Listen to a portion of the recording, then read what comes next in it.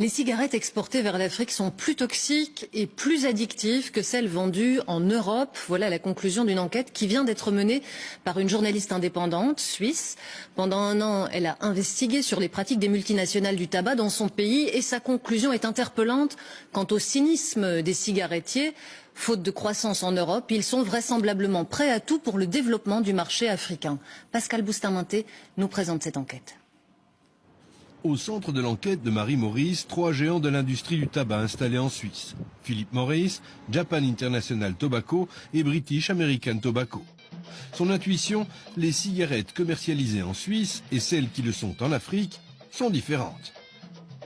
J'ai choisi d'aller au Maroc pour mon enquête parce que c'est le pays d'Afrique où le plus de cigarettes suisses sont exportées. Aujourd'hui, plus de la moitié des cigarettes fumées au Maroc sont importées et surtout importées de Suisse. Ils pensent que les cigarettes suisses sont de meilleure qualité. Et en fait, c'est l'inverse. Les cigarettes fabriquées en Suisse qu'ils fument sont beaucoup plus fortes, ont plus de nicotine, plus de goudron et donc sont plus toxiques. Pour prouver cela, elle a confié des cigarettes vendues en France, en Suisse et au Maroc à un laboratoire indépendant. Ce dernier a analysé les cigarettes au moyen de cette machine.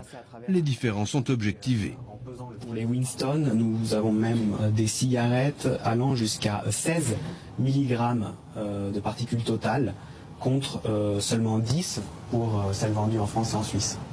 Faire en sorte que le taux de nicotine et des autres additifs soit supérieur entraîne plus de dépendance et rend donc les clients plus captifs. But de la manœuvre, préserver les bénéfices des cigarettiers. En Suisse, les ventes de tabac ont baissé de 38% en 20 ans. En Afrique, l'OMS prévoit que d'ici 2025, il y aura 40% de fumeurs en plus par rapport à 2010. Le marché africain est donc l'objet de toutes les attentions de l'industrie du tabac qui pourrait y trouver une terre de croissance au moment où, en Occident, le nombre de fumeurs chute.